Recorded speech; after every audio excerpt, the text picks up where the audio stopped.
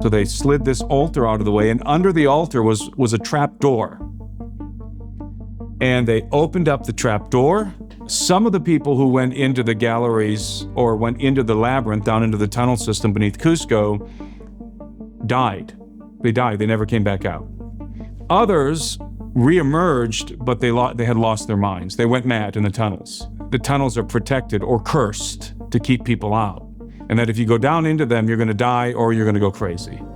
So the tunnel exists, and it's trapezoidal, and it's lined with the andesite blocks, just like in the temple. Sacsayhuaman is one of the most impressive megalithic sites on planet Earth. Nobody really knows who built the megaliths. That's one of the grand mysteries. This is Timothy Alberino, and you are watching End Times Productions.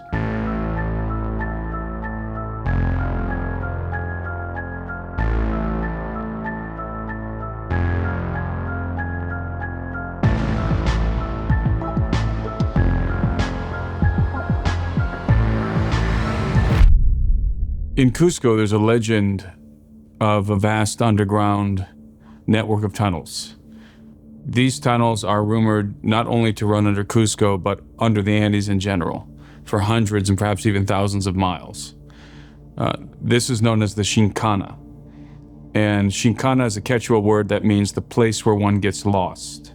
It's a labyrinth. So the Chinkana is a labyrinth. Some of the labyrinth, according to legend, is naturally occurring. In other words, it makes use of lava chambers and tunnels and natural caverns. Some of it is artificial, meaning that the tunnel was dug out and is in some cases lined with stone.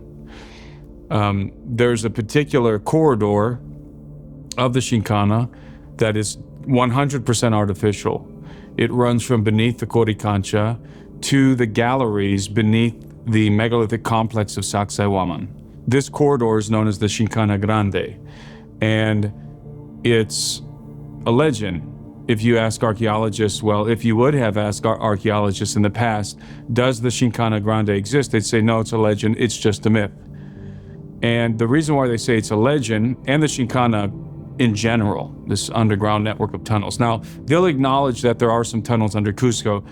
Archaeologists know this, historians know this, because the Spaniards made use of them to some degree. You can still see the entrance to some of these tunnels in the churches, specifically in the Jesuit church in the plaza in Cusco. If you go into the Jesuit church, go down to the basement, you'll see there's a hole in the ground, and you can see there's tunnels beneath the church. So back in 2019, I was in Peru working on a project with my colleague Anselm P. Rambla and my partner Gary Haven. We were making a film series called Chasing Legends, which today you can see in my members community for those who are interested in watching that film series. But we, while in Peru, we went to Cusco, and we have a state-of-the-art GPR unit that operates off of a drone platform. And we have the capability with this unit, it's Russian technology. We have the capability to see with one of the antennas, we can see, it's a deep penetrating antenna, we can see 300 feet below the surface of the earth. The other antenna is a shallow penetrating antenna, but higher resolution. We can see about 15 feet, but we can see very high resolution. And we took our GPR unit while we were in Cusco, and we put it into a duffel bag because we didn't have permission to fly our drone or to use this technology, but we had it with us. So we put the unit in the duffel bag, and our guys carried it around the premises of the Coricancha, and we detected the tunnel, and we were able to image it in 3D. We know where the tunnel begins. And Anselm acquired another unit, the same as ours, and did the same thing. And he verified our find, and he even got a better, higher resolution scan than we did. And he was able to map a whole portion of the tunnel. Now, Anselm P. Rambla has history in the Coricancha, and with this legend of the Chinkana. Anselm was excavating at Sacsayhuaman. I believe it was in the early 80s he was excavating at Sacsayhuaman. And by the way, as a side note, Anselm P. Rambla is a Spanish explorer who has done extensive work in Peru. And he's a friend and colleague of mine. He and I discovered a lost city in the Andes Mountains called Tauripunku. And Anselm has conducted unprecedented excavations in Peru. He excavated in the 80s, he had permission to excavate at Sacsayhuaman. And Sacsayhuaman is one of the most impressive megalithic sites on planet Earth. And you don't just get permission to excavate at Sacsayhuaman. So Anselm was able somehow to get permission to excavate there. And he excavated in several areas. Anselm discovered proof, irrefutable proof, that the walls of Sacsayhuaman were not built by the Inca. And by extension, the rest of the megaliths in Peru. He found at the lowest levels, at the base levels of the wall, he found pre-Inca artifacts, and only pre-Inca artifacts. There were no Inca artifacts at the base of the wall, which indicates that the Inca discovered the walls of Sacsayhuaman, the megalithic site, and decided to rebuild and to refortify it and use it for their own purposes.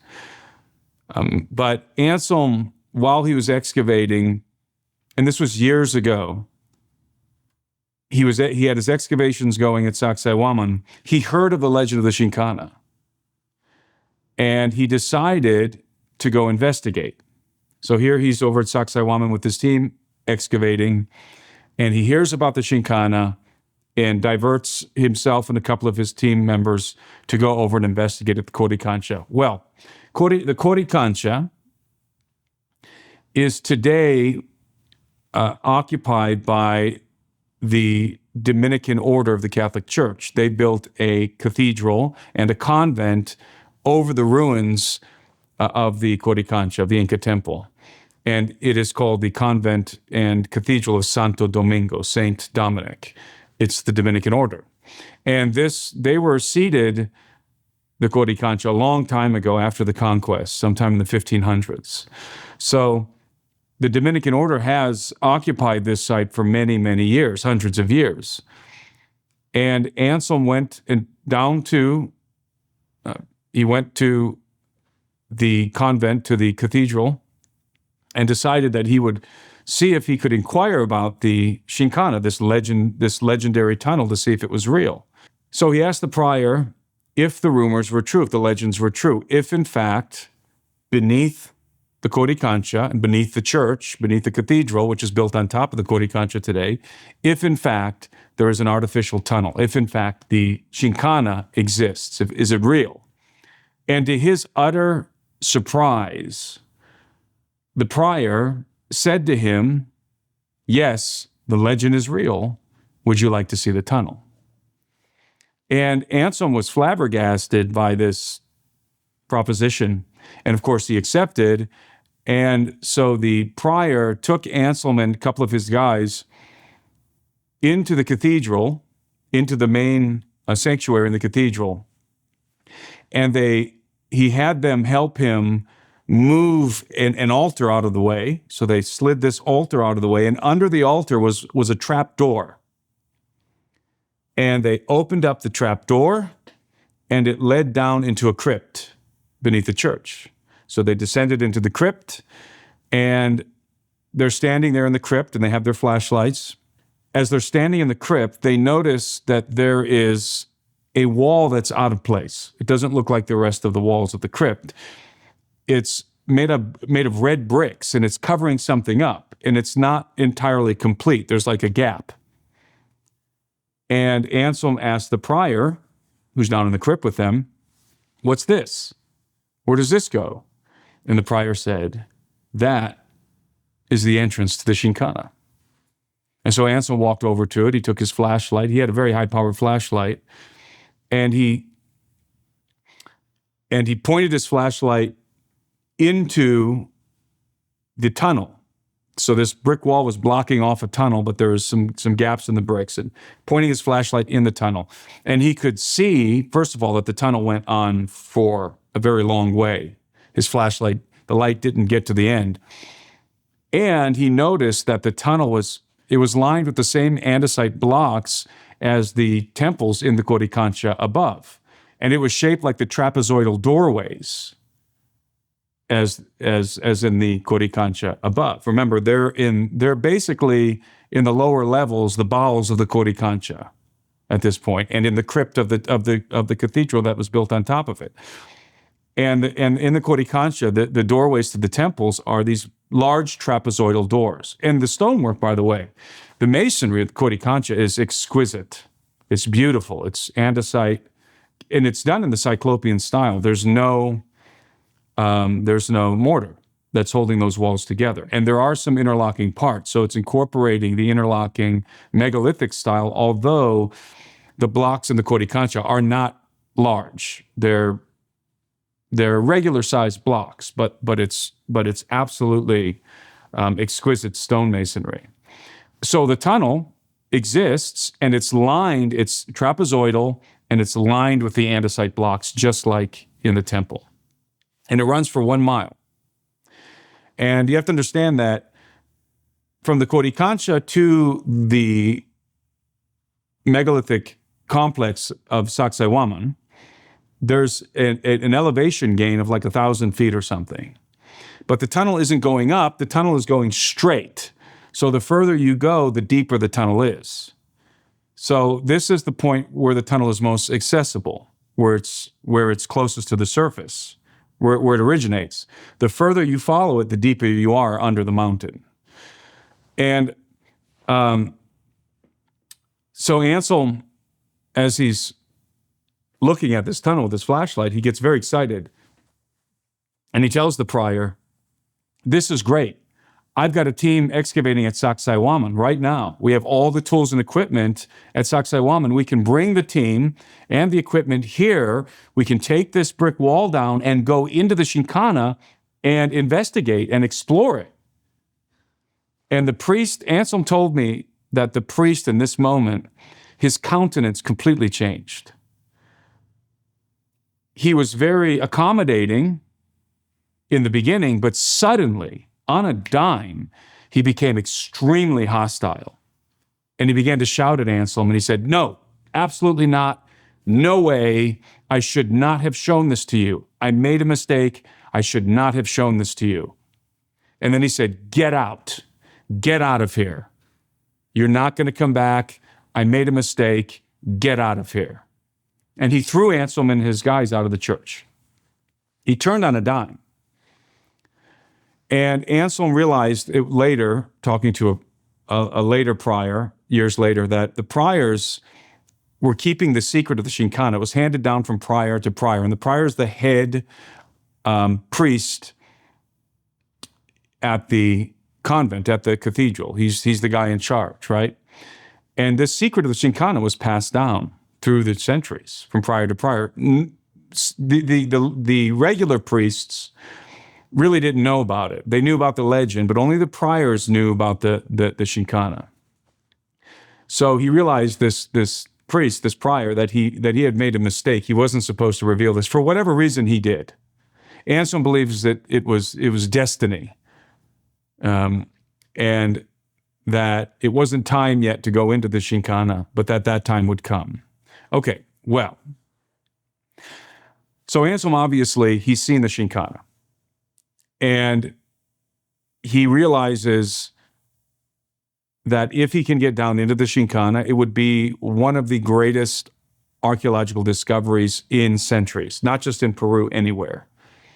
Because again, according to legend, the most important artifacts of the Inca and probably pre-Inca cultures were secreted away beneath the megalithic walls of Sacsayhuaman. And Anselm believes that the revelation of the builders of Sacsayhuaman, in other words, the identity of the builders of the megaliths in Peru, is concealed under Sacsayhuaman in the galleries. There's artifacts or some kind of maybe hieroglyphs, something down there that will reveal to the world who built the megaliths in Peru. And other things as well, other things besides. This is what Anselm believes. And I don't doubt it. I personally think there may be some truth to that. Now, unquestionably, I believe that the artifacts were secreted away, that there are revelations about the Inca Empire and about the pre-Inca cultures and about the history of Peru that would demand a rewriting of elements of history in regard to Peru, aspects of the history and the conquest of Peru and all of that. However, I'm not sure how much of that is still there, because the Dominicans have had centuries. They've had access to this tunnel, to the labyrinth beneath Cusco, and specifically the galleries beneath Sacsayhuaman for centuries. And it's difficult for me to believe that, having had the knowledge of the tunnel, that they would not have explored it and ransacked the treasures, if there were any, to begin with, in the galleries. So I don't know what would be left to this day. Maybe they didn't. Maybe it was too dangerous. Maybe they lacked the resources, the tools to do it properly. Maybe they thought that the tunnels were cursed. Who knows? But we do know that there have been, over the years, there have been individuals, specifically in the early 20th century, who managed to penetrate into the labyrinth, the greater Chinkana, get into those labyrinths, and make their way into the galleries beneath Sacsayhuaman. Some of the people who went into the galleries or went into the labyrinth, down into the tunnel system beneath Cusco, died. They died. They never came back out. Others reemerged, but they had lost their minds. They went mad in the tunnels. So the natives believe that the tunnels are protected or cursed to keep people out, and that if you go down into them, you're going to die or you're going to go crazy. In fact, years later, Anselm would return to Peru and miraculously obtain permission to excavate at the Coricancha, to excavate on the premises of the cathedral and convent of Santo Domingo. No one had ever been given permission like this before. It was unprecedented, and the story of how Anselm got permission is in itself wild, but it would be a digression for us today. But Anselm developed a friendship with the prior. It was a new prior. The previous one had either died or was sent somewhere else. And when Anselm went back to Peru to get permission to excavate, there was a new prior in place. And this prior was named Father Gamarra. And Gamarra was a very gentle and good-spirited man. And he was very accommodating to Anselm. And he worked with Anselm so that he could obtain permission to excavate, permission from the Ministry of Culture in Peru. And the prior heard Anselm's story, that he had seen the Chinkana, and was himself very interested in seeing whether or not the legend was true. Now, I think Anselm found out later that Gamarra knew the legend was true. And then he told him the following story. I think this was back in the early 20th century. Could have been in the 1800s. That's why I said the relic is 100 to 200 years old. I don't recall. But it happened that two youths somehow penetrated down into the labyrinth. They found an entrance into the tunnels. And they went down there, and they somehow managed to make their way into the galleries beneath Sacsayhuaman. And keep in mind, Sacsayhuaman are the megalithic walls up there in Cusco. One of the most impressive megalithic sites on planet Earth. And as the story goes, related to Anselm by Father Gamarra, one of these young men died in the labyrinth. He died because they got lost, obviously. They got lost. And the other managed to make his way out. Somehow, miraculously managed to make his way out. And the way it happened was Gamarra told Anselm that one day, it was recorded by a previous prior, the incident was recorded, that one day the priests heard a knocking. They heard a knocking coming from somewhere in the cathedral. And they didn't know where it was coming from. They're looking all over the cathedral. Where is this strange knocking coming from? And eventually they realized that it was coming from that trap door that I mentioned earlier. And somebody was knocking on the trap door from inside the crypt. And when they opened up the trap door, it was a young man. And they lifted him out of the crypt, and the young man had in his hand this golden corn cob. And he told the prior and the priests who pulled him out of the crypt that he told them the story of how he and his friend had managed to get down into the labyrinth, that they made their way to the galleries beneath Sacsayhuaman, and that there they discovered a great treasure. And they had selected just this one piece of corn, this golden corn, from this hoard of treasure to bring back because they couldn't carry anything else, and they were lost. So obviously their primary concern was to get out of there alive. Unfortunately, the other youth, this kid's friend, died in the labyrinth because they were down there for a few days, probably died of dehydration. And this young man had gone mad. He had lost his mind. He was barely coherent, and in fact, he ended up passing away a few days later. But he had given into the hands of the previous prior, one of the previous priors, many years ago, this golden corn cob, which was melted down and forged into the crown of the Virgin and the Child. That was the story. So Anselm had proof, the priors had proof that there was still some treasure beneath Sacsayhuaman in those galleries. Now, whether or not they had gone into the galleries later on, remember, with the advent of modern technology, with the proper gear and flashlights and so forth, maybe they went in and recovered all of that treasure and took it who knows where, maybe to the Vatican, who knows.